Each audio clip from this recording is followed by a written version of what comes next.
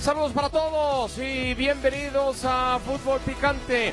Tercer día de actividades en la Copa del Mundo. Y acá estamos con mucho gusto, Toño Valle, Dionisio Estrada, Toño Rodríguez, un servidor Adalberto Franco con ustedes, con todo lo que nos va a dejar la jornada de este día y por supuesto con el análisis de la selección mexicana de fútbol que está ya preparando el segundo compromiso de esta fase de grupos. ¿Qué pasa, Diony? ¿Cómo estás? Bienvenido. Muy bien, gusto estar aquí contigo, Adalito. Tenía rato que no te veía, por supuesto a Toñito Rodríguez también. Al señor Toño Valle, que ya se evitó al verlo. Sí. Contentos, ¿no? Por el triunfo de Estados Unidos y de México y el empate de Canadá. Sí, don son los Cacá, representantes del señor Montagliani, sí, el secretario de Montagliani. Claro, exactamente. Sí, su mano derecha. Cuidado, que luego el secretario. Uno nunca sabe, El secretario, luego a Chocoblazer, ¿cómo le fue? Sí, traiciona, ¿no? ¿Cómo estás, Toño? ¿Qué tal, Adal? Gusto saludarte. No sé si tan contento como Dionisio de que haya ganado Estados Unidos. Sí, creo que a la Copa del Mundo le viene bien, sobre todo a Estados Unidos como país le viene bien que la selección gane, ¿no? Ayer sí me los imagino de repente en redes sociales, seguro muchos no estaban viendo el partido, pero se empezó a volver trending topic, la victoria empezó a hacer ruido y a partir de ahí seguramente le habrán cambiado, lo habrán empezado a ver y cuando menos para el siguiente partido ya se engancharon. Ahora resulta que son muy de la... ¿Cómo ves? ¿Cómo lo ves de Norteamérica? Está bien, me da gusto saludarlos, porque allá en la temperatura es de la cancha hacia la tribuna, aquí es diferente, aquí es de la tribuna a la cancha. México gana 2-0, yo sigo traumado con lo que vi ese día en el Ángel de la Independencia, toda la gente haciendo el Mundial. Allá es diferente y nada, hoy es un día para celebrar, debuta el estadio de la final, el estadio de la Copa del Mundo debuta hoy con un partidazo, el de Marruecos contra Brasil, es un tema que tenemos que hablar. Sí, señor, ese va a ser un auténtico partidazo. Sí, Mar, ¿no? Por eso, qué bueno, mejor. Sí, yo estoy contigo, ¿eh? Por eso va a ser un partidazo. Yo estoy contigo, mejor. Qué bien lo ha dicho Toño, ya estaremos entrando en materia con esa situación. Vamos a hacer contacto con León Anda para que nos cuente novedades de las... Estábamos pues acabando el partido, ¿no? El cambio obligado de César Montes por Edson Álvarez. Ahí jugará el capitán de la selección mexicana como defensa central por derecha, pero otras modificaciones podrían ser la banda derecha. Jorge Sánchez por su velocidad, quizá ser el reemplazo de Israel Reyes, eso es algo que todavía no ha definido Javier Aguirre hasta el momento, y en el medio campo igualmente, la salida ya sea de alguno de los dos interiores, Brian Gutiérrez o Álvaro Fidalgo, para que entre Gil Mora desde el arranque con un jugador de sus características tratando de tomar la pelota y tener más dinamismo hacia el ataque. ¿La selección viaja el martes a Guadalajara, León? Es correcto, Adal. Te cuento el itinerario. Hoy entrenó 15 minutos abierto a los medios de comunicación. El Vasco no nos mostró absolutamente nada por primera vez en el año, porque siempre que entrábamos esos 15, 20 minutos veíamos algo. Hoy los jugadores estirando, se levantaron, comenzaron a caminar, dar media vuelta sin siquiera trotar y se acabó el tiempo y bueno, como marca el reglamento FIFA nos retiramos. Mañana la selección vuelve a entrenar con 15 minutos de acceso a los medios de comunicación. El lunes puerta cerrada también aquí en el CAR. El martes zona mixta, 3 jugadores hablarán aquí en el centro de alto rendimiento por la mañana. Y el martes por la noche, ¿sí? A las 6 en punto sale el vuelo de la selección mexicana, 7 aterriza a Guadalajara, exactamente 48 horas antes del silbatazo inicial contra Corea. Ahí dormirá la noche del martes, el miércoles entrenará en unas canchas a 15 minutos del estadio de Guadalajara y ahí hablará Javier Aguirre aproximadamente a las 4:30 de la tarde. Con el saludo, mi querido Lion, no sé si tengas, estando al interior ahí de la selección, lo que se dice, lo que se escuche, en sentido de cómo vio Javier Aguirre primero, más que la victoria, el funcionamiento de Corea del Sur, que es el próximo rival, pero también si de pronto hay sensaciones de el funcionamiento y victoria también de Estados Unidos. Sí, mira, honestamente no hemos tenido oportunidad de acercarnos, ¿no?, a Javier Aguirre como para conocer de primera mano esto. Sí te puedo decir que están muy pendientes de todos los partidos y analizando, sobre todo enfocados en el grupo A. Desde luego se hizo un análisis exhaustivo del video, no solamente viéndolo de primera mano, sino después analizando el funcionamiento tanto de República Checa como de Corea del Sur para los dos próximos compromisos. Y ahí justo tiene que definir, ¿no? O si hace un dibujo semejante al de Corea con una línea de 5 que ensayó en algunos momentos a lo largo de este año, como en la gira de Panamá y Bolivia, como en algunos lapsos de los partidos contra Portugal y Bélgica en la fecha FIFA de marzo, o si se mantiene con el 4-3-3, pero sí quizá con Eric Lira metiéndose en algunos momentos del partido más cerca de los dos centrales, es decir, de Edson Álvarez y de Johan Vázquez, y permitiendo que el medio campo tenga dinamismo, ¿no? Por eso no descartaría, ¿no?, la posición de Mora en vez de Fidalgo, haciendo esa pareja de volantes con Brian Gutiérrez también por la velocidad y fuerza, ¿no?, de rendimiento físico que tienen. Y mira, nada más eso decirte, creo que Javier Aguirre lo tiene muy claro, lo decía en la primera respuesta, Corea es el partido bisagra, ¿no? Es el que si ganas te deja con todo a favor para ser líder de grupo, pero si México no lo gana, pues ahí entonces se complicaría muchísimo, porque tendría que vencer a República Checa y esperar que Corea del Sur no golee a Sudáfrica, y eso pues hoy luce probable, ¿no? León, un abrazo. Toño Rodríguez por aquí. ¿Cómo dirías que ha cambiado adentro, no lo que escuchamos en la conferencia, pero adentro del CAR, el estatus de Julián Quiñones del jueves para acá? Mira, es espectacular, ¿no? Primero, es un jugador que se ha integrado de forma absoluta al grupo desde sus primeras convocatorias cuando recibió la nacionalidad mexicana, se ha ganado a pulso los llamados. Javier Aguirre lo dijo, nunca tuve un problema con él, no es que no me gustara. Creo que toda esa declaración que dio de que él no veía el fútbol de Arabia Saudita y que no lo conocía, y como de una u otra manera, en esas palabras del Vasco, menospreciando el fútbol del Medio Oriente, creo que de ahí derivó en muchas especulaciones respecto a la relación entre ambos. A mí me dicen que es muy buena y que Javier Aguirre lo tenía claro, y que cuando se comunicó con Julián Quiñones para decirle vas a venir convocado al Mundial, le dijo prepárate porque te tengo considerado en el 11 inicial. Y ahí, en este esquema del 4-3-3, Julián Quiñones no es propiamente un extremo. Él cumple, y lo vimos contra Sudáfrica, las funciones mucho más cercanas a ser un segundo delantero, metiéndose junto a Raúl Jiménez y permitiendo justo que Jesús Gallardo sea el que suba más por la banda izquierda. Pero sí te diría que después recibió a la familia, ¿no?, el mismo jueves, el mismo jueves, después de vencer a Sudáfrica. Aquí vinieron los seres queridos de los jugadores, tuvo la oportunidad de compartir el premio del MVP del partido, tuvo también la posibilidad de ser festejado, celebrado internamente por sus compañeros. Yo te diría que hoy es una de las grandes figuras de esta selección mexicana, Toño, y muy querido por el grupo. Perfecto, León, gracias, te mandamos un fuerte abrazo y estamos pendientes con todo lo que nos cuentes alrededor de la selección mexicana de fútbol. Alguien que se ha convertido en un titular indiscutible de esta selección, por supuesto, que es Eric Lira, por lo que hizo en ese partido de inauguración, por lo que ya venía haciendo con la máquina de Cruz Azul y que ha hablado con ESPN en Desde el Tri. Desde el Tri. Aguirre, la persona, y Javier Aguirre, el entrenador. Javier Aguirre para mí es el indicado en esa posición, y es una persona sumamente humana.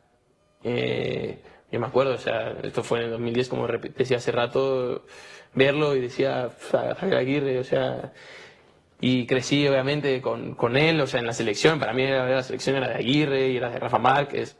Para mí es el indicado, es el mejor entrenador, de los mejores entrenadores que hay en la historia de nuestro país.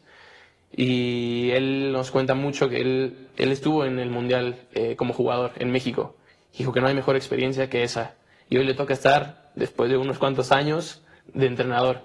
Y nos quiere pasar ese sentimiento, nos quiere pasar eso que sintamos, que están todos cerca de su familia. Tu familia no tiene que hacer el viaje, no tienes que preocuparte porque tienes que pagar los boletos de avión o si la federación te va a dar. No, aquí está todo puesto y le da estabilidad y que ayudó también en esa presión alta desde el arranque del compromiso, que después de a poco Toño Valle se fue diluyendo del equipo mexicano. Queda claro que él tiene un lugar seguro en el 11. Lo que reportaba León, a mí me llama la atención. A ver, lo de Edson, yo creo que no hay que descartar del todo a Romo, podría ser una alternativa. Lo de Gil Mora, si tiene la personalidad y el carácter como para sustituir a Brian o a Fidalgo, está bien, bienvenido que el chamaco tenga ese carácter. Lo que me brinca es lo de Jorge Sánchez. Porque si Claro. algo hace bien con eso, atacar por los costados, ¿y vas a quitar a Israel Reyes? Ahora, ¿no será porque no está bien Israel Reyes? Un Israel Reyes que durante el partido se llevó justamente las manos a la pierna, no un Israel Reyes que ya no terminó por salir de cambio porque se habían acabado las ventanas y que se reportó, o al menos dijo Javier, no 3 jugadores salieron con ciertas molestias Alambres, y uno ¿no? de ellos pudo haber sido justamente Israel Reyes. A mí me parece que tiene más que ver por ahí, Adal, porque si además ya tienes que moverle a tu línea de 4 por la expulsión, yo creo que lo último que quieres es todavía agregarle un movimiento más, sobre todo por un hombre que no necesariamente defiende bien y que en todo caso, a mí me daba la impresión que Javier Aguirre sí quería darle una oportunidad a Jorge Sánchez aquí contra Sudáfrica cuando tenía que atacar y ese partido contra Serbia no le termina por ayudar. Yo no descartaría algún tema físico en el tema de Israel Reyes. En cuanto a Lira, después de Quiñones me parece el mejor en la cancha. Yo creo que esta va a ser de las últimas entrevistas en que lo veamos con ropa de Cruz Azul. Me cuesta trabajo pensar que vaya a volver a jugar en el fútbol mexicano. Y para Edson, ¿no? Pues se le cerró la puerta en la mitad de la cancha. Entre que no jugó y el gran nivel de Eric Lira, si Edson Álvarez quiere tener minutos, va a ser jugando como defensor central, me parece. El trabajo defensivo de México se facilita y no podemos medir, por supuesto, el tema de lo que hubiese sido por fuera cuando Sudáfrica decide jugar con 5-3-2, cuando habitualmente tiene jugadores por fuera rapidísimos, que lo dio a conocer el mismo Javier Aguirre. Entonces, si Sudáfrica sale con esos 2 jugadores por fuera, hubiéramos visto a México siendo exigido tanto por izquierda como por derecha, y eso que se atacó más por derecha, eso permitió que incorporara a Reyes al no tener Sudáfrica jugadores por fuera, y curiosamente Gallardo, que pensábamos que sería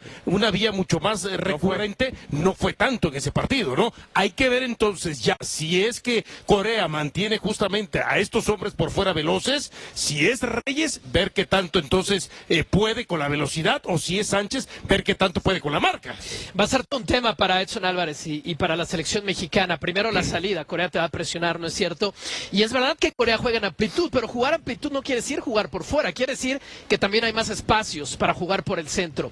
Y esa salida que con el Tala se dejó llegar demasiado, para mi gusto, contra Sudáfrica, puede ser un principal problema para la selección mexicana, no solamente la creación de los coreanos, pero la presión de los coreanos, y va a ser un reto para Edson Álvarez. Jugó 12 partidos en la temporada, 12 partidos en un año futbolístico.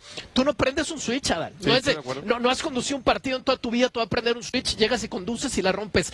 No funciona así, no con el ritmo y la dinámica de Inbeom, que ya lo vimos haciendo jugadas por el centro, la manera en la que corta, recorta, engancha, cambia los perfiles, corriendo hacia atrás. Me preocupa todavía más Edson Álvarez. Con Johan yo no tengo ningún problema, va a ser un reto, y yo espero que no le estalle en la cara a la selección mexicana el no haber tenido ese famoso otro central en la convocatoria. Por eso yo también estoy honestamente esperando que la decisión sea con Romo. Pero además el problema de Edson no solamente es tiene rato sin jugar, es que tiene rato sin jugar como central. Sabemos que lo puede hacer. En la Copa Oro lo hizo. En la Copa Oro lo llegó a hacer, contra Australia que fue lo hace 6 pusieron, meses. exactamente. Bueno, un año. Pero Turquía no llegó a jugar como defensor central, llegó a jugar como medio de contención cuando jugó la mitad de la temporada. En el West Ham no jugaba como defensor central, jugaba en la mitad de la cancha. Sé que lo vimos surgir aquí tal vez como en esa posición, que no desconoce esa posición, pero lo de Edson Álvarez, ¿no? O sea, jugando como central. O sea, pero ya me parece de la posición, Toño, que tienes un gran punto, ¿no? El ritmo pero futbolístico. es eso.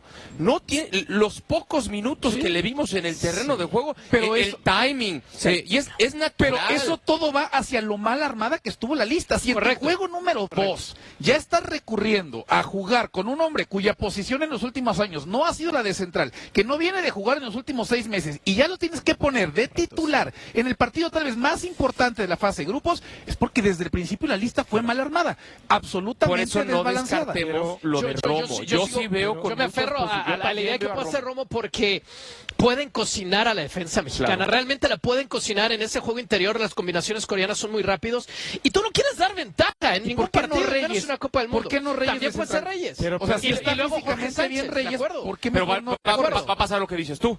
Vas a poner a Reyes, Sí. Y que mueves ha toda la jugado línea. más como lateral, Sí. en una posición que no desconoce. Pero en tienes América- a alguien que en Chivas pero sí en juega América de sí jugaba central. como central. Entonces quiero pensar que lo de Edson a lo de Reyes nada que ver. Porque en Exacto, América es la sí jugaba. exacto. Y lo de Romo lo comparto. Ahora, En línea de 3, ¿eh? Ojo, fíjate, Eso es cierto, en línea de 3. el debate previo al arranque del Mundial y en la lista era, pero ¿quién va a ser el sustituto de Johan Vázquez por izquierda? ¿Qué jugador natural? Y resulta que hoy... Los Muy rápido, imponderables. muy rápido pasaron. Pero por cuestiones de lo que Pero pasa... esa pregunta sigue viva, Dionisio. No, sí, pero o sea, el estamos- próximo está expulsado bien, puede ser Johan pero Vázquez. hoy estamos hablando, O curiosamente, lesionado. O lesionado. del central que va por derecha, ¿no? Que entendiendo que lo que de acuerdo a los informes es, cuando no estuviera Johan, tenía posibilidades Aguirre y Samaneca, que a Aguirre le gustaba. Recorres a Montes por izquierda y metes a Reyes por derecha, o metes a Edson o al mismo Romo. Claro. Ahorita resulta que estamos discutiendo quién es el idóneo, cuando aparentemente